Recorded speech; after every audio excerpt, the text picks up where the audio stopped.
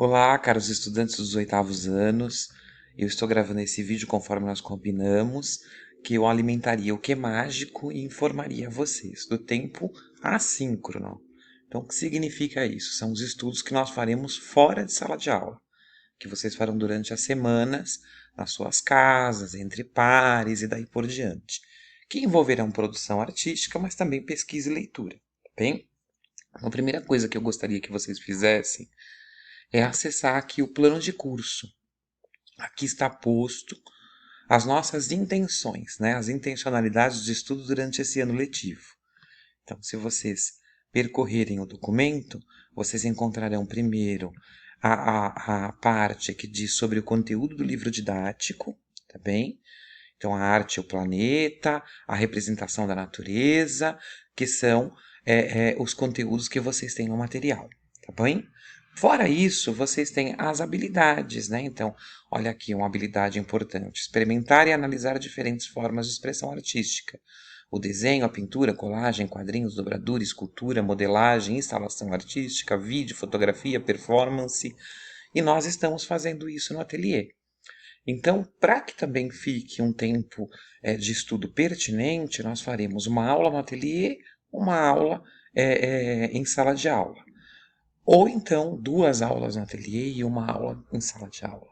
Do que isso depende, né? Isso depende do nosso rendimento. Se eu perceber que a gente está rendendo bem no assíncrono, a gente joga mais aulas para o ateliê. E aí, vive esse tempo de produção coletiva, como estamos fazendo agora em sala de aula, tá bem?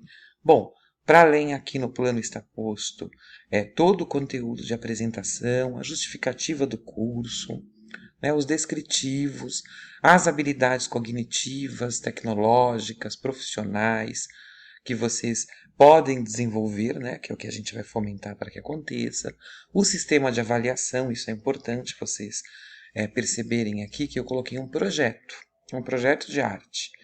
A ideia é que nós publiquemos muito material no site do GEART, mas também que a gente tenha um projeto especial, de uma obra de arte especial, que vocês desejem fazer, aí cada um no seu, na sua linguagem. Você pode fazer escultura, você pode fazer pintura, você pode fazer dobradura, você pode compor música, poema, enfim, fazer arte performática, fotografia, depende daquilo que você se interessa por fazer, né? Esse projeto ele é individual ou coletivo, vocês decidem entre pares, tá bem? Então, para além disso, o plano apresenta o processo, né, de entrega de cada um dos objetos, o que é projeto, o que é obra, como será vista a participação, a entrega das atividades, o comportamento. Então, há aqui, olha, dois pontos para comportamento, prestem atenção nesse detalhe, tá bem? A gente precisa criar um coletivo produtivo, um coletivo agitado, que tenha bastante troca, mas que seja respeitoso e que renda, né? Não pode ser confundido com bagunça. Não é isso. É um trabalho coletivo que vai gerar barulho, mas vai gerar também o comprometimento de produção e os comportamentos com os colegas. Aqui tem um material sugerido, não é obrigatório de compra, é sempre sugerido também, se vocês quiserem, sobretudo para fazer a obra principal de vocês.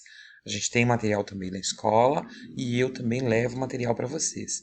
E aqui as referências, se vocês quiserem pesquisar o mundo da arte. É muito interessante esse texto do Danto, que conta a história de uma personagem chamada Testadura, Museu de Arte Moderna.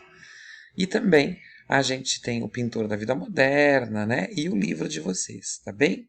Então é importante que vocês conversem com os pais de vocês sobre o plano e, nesse sentido, então entendam qual é o percurso formativo proposto, tá? Por que que ele é proposto? Porque ele é um plano de curso. Para se efetivar, a gente vai percorrer o caminho, tá bem? E de certo também pode haver algumas mudanças, tá? Bom, as tarefas. O que eu coloquei aqui para vocês? Tarefas que vocês produziram antes da minha chegada. Então, por favor, postem aqui, tem espaço para 3 tarefas. Ah, professor, eu fiz 5. Então, você posta, por exemplo, um, uma tarefa com 3, uma com 1, uma com 1, ou uma com 2, 2 e 1. Sobe 2 tarefas ao mesmo tempo, que eu avaliarei, darei feedback para todos vocês. E as tarefas depois de 21/3, que é quando nós começamos com a aula, tá bem? Aqui é um espaço importante que eu gostaria que vocês realmente, além do livro didático que está posto aqui, vamos pegar lá o livro de vocês, ó. Eu acho que abrirá um outro livro, mas a gente vai para o livro do 8º ano. Vou recarregar a página para ficar mais rápido. Ele está demorando um pouquinho para carregar. Tem problema. Ah, voltou. Que bom. Está no 6º ano mesmo. Então, aqui nós temos os cadernos digitais, né? Vocês têm eles físicos, também têm acesso ao plural. E aí nós acompanharemos, então, a produção do caderno de arte do 8º ano, com todos os conteúdos e as temáticas. Sobretudo aqui, as temáticas, tá bem? Ó? Então, no primeiro trimestre, a gente vai trabalhar a unidade 1 e 2, que está referida aqui. Ó. Então, a arte, o planeta e a representação da natureza. Então, a gente está falando de estilo arte, né? A gente está falando também do natural, depois a gente vai entrar num conceito de naturalizado, isso é misturado, então, a técnica de arte, a apreciação de arte, a mensagem que vocês, como artistas, querem passar e a avaliação por pares. A gente vai fazer sempre uma triangulação para o estudo da arte, tá bem? Então, é muito importante que vocês estudem o material. Nós faremos isso no tempo de sala, para apreciar esses artistas, para ler os textos e produzir as atividades. Vamos estar vendo aqui, né, street art, as composições dentro de instalações, né, a arte digital, né, ou mesmo a ilustração que esteja por aqui, além de arte, né. Então, para vocês terem uma ideia, além de arte como está posta aí, é uma intervenção que a gente faz no ambiente natural, da natureza, né? Tem ilhas que a gente trabalha com land art, que fica bem bacana, e daí por diante. Aí os símbolos históricos, né? Então, a gente trabalhando com o contexto da arte, na história da arte contemporânea, e aqui tem uma obra de still art, ó, tá bem mostrada aqui, que significa natureza morta, né? Em inglês, natureza parada, still art. Então, saindo aqui do material e voltando lá para o que é mágico, eu coloquei para vocês aqui uma reflexão sobre quem tem poder na arte, né? Então, da arte que é contada para o destaque, né, das personalidades, dos presidentes, da rainha, da princesa, dos astros pop e daí por diante, mas também eu estou tratando aqui nos próximos slides da arte, né? O Pedro Américo ele pintava mesmo para a coroa. Então, essa cena da independência do Brasil, aqui tem o Dom Pedro, como o Napoleão tinha o David, né? E o David pintou o Napoleão no cavalo branco. Essa história é bem famosa, né? Na verdade, há quem diga que Napoleão subiu, atravessou os montes, os Alpes, né? Num burrico e sentado de lado, porque ele era baixinho, inclusive, né? Ele tinha uma estatura considerada baixa até para a época. Enfim, aqui você tem, por exemplo, o Borba Gato. O Borba Gato já é uma outra figura que teve poder, que foi bandeirante. Existe a polêmica de toda a história dos bandeirantes, mas também existe a controvérsia, né? Porque o Borba Gato ele morou um tempo com os índios, mas isso não exime o que aconteceu, né? Com a invasão das terras, chacinas, escravização e daí por diante, né? Então, são essas reflexões que a arte provoca. Aqui o Portinari contando a arte do seu país, né? Mostrando a fome, denunciando, né? E mostrando esse corpo, então, que é brasileiro, está aqui na nossa terra, mas que passa fome. Isso a gente ainda, infelizmente, ainda perpetua, né? Mas é uma denúncia também feita pela arte. A arte é aberta para todos, como forma de protesto, como forma de um texto, né? De reflexão. A arte agora que o corpo usou na pandemia, as formas de expressão que a gente conseguiu trazer, né? A arte como dizendo, oxe, quem eu sou, qual é a minha cultura, né? A arte como esvoto. Esvoto é quando a gente faz uma promessa, né? Geralmente ligada à religião católica, mas não é só a católica que tem a parte do esvoto, e você promete que você vai, então, realizar algo pela graça alcançada. E aí pode ser um barco, pode ser uma estatueta, pode ser uma peça do corpo em cera e tantas, uma joia, qualquer outra coisa que você tenha prometido, tá bem? A arte como performance, né? Então hoje a gente vai entrando no mundo da ubiquidade, das publicações via internet, então esse mundo conectado que permite muito mais visibilidade dos artistas, né?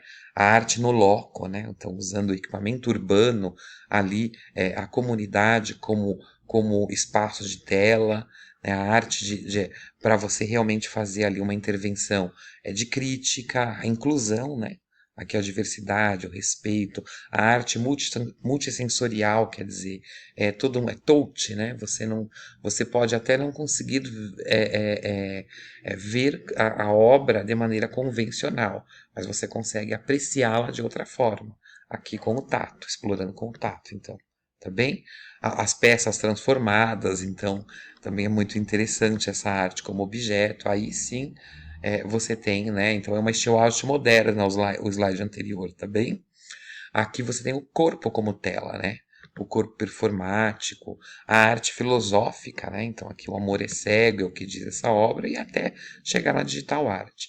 É importante que vocês façam o seguinte, como sugestão de estudo.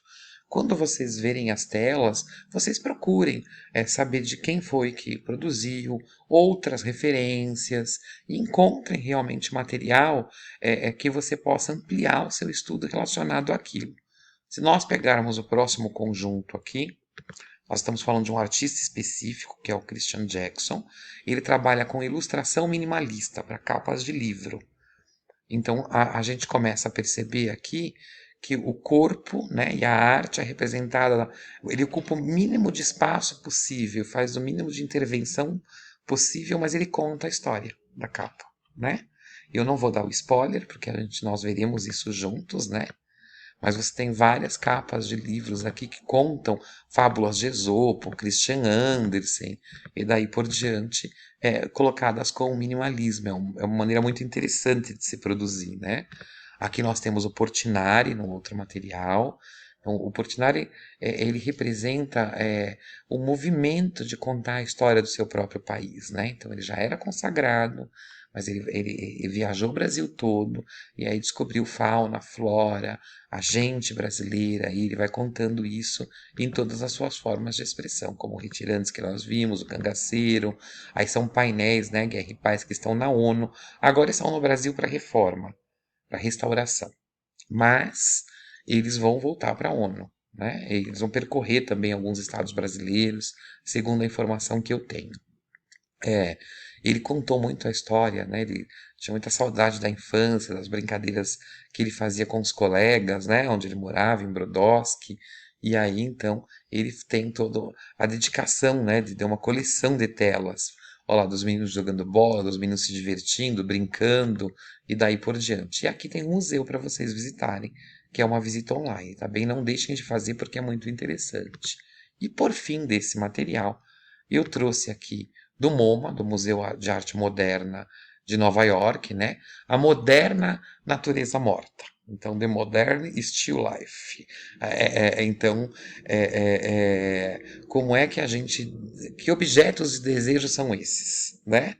Que traz aqui o Oriol, né? Que é muito interessante quando você começa a explorar. Primeiro que, gente, hoje nós estamos falando aqui de maneira interdisciplinar e por vezes transdisciplinar. O que isso significa? Que você vai estudar inglês junto com a arte. E para além tem física, química, matemática envolvida aqui nas telas, nas obras, tá? Mas o bacana é você apreciar as produções. Deixa eu começar a passar aqui as produções para nós virmos, tá? Sobretudo quando a gente fala da natureza morta, né? Daquilo que era clássico e como isso se transforma num contexto moderno, tá? Então esse é um livro completo, ele tem cerca de 200, tem cerca não, ele tem 243 páginas e é muito interessante que vocês vejam, né, como a arte moderna trabalha com a natureza morta. Então desde a fotografia até a pintura, até as instalações, né, a crítica também está por aqui. Então tem muito material aqui de artistas bastante conceituados, né? Aqui é um Paul Cézanne, né? Olha, Ele está pintando a natureza morta dentro de um contexto, né? De casa, de estoque, daí por diante. Vamos pegar mais aqui para a gente poder ver. Aqui, ó. Né? É muito interessante quando a gente começa a misturar esses elementos também, né? Olha aqui. Aqui é um Picasso, tá, gente? Então a gente está falando do cubismo, de uma outra forma de representação de arte. E aqui há inúmeros exemplos e obras de alta qualidade, obras reconhecidas mundialmente, também estariam no MoMA, né? Que a gente pode trabalhar o conceito daquilo que a gente está vendo, né? A natureza na arte, o corpo na arte e, sobretudo, a questão, então, da coisa parada, na natureza morta. Tá bom? Fechado? Bom, para além do que é importante que nós façamos, é que vocês tentem produzir, né? Pesquisem para além do que está aqui. Tentem produzir na casa de vocês. A gente vai trabalhar com as técnicas de arte no ateliê. Então, a gente aquarelou, foi lápis aquarelável, foi direto em aquarela. A gente usou tinta óleo. A gente trabalhou com desenho de observação, com desenho de memória. Então, aí nesse sentido, é muito interessante que vocês tenham essas referências. Pesquisem no livro didático aqui.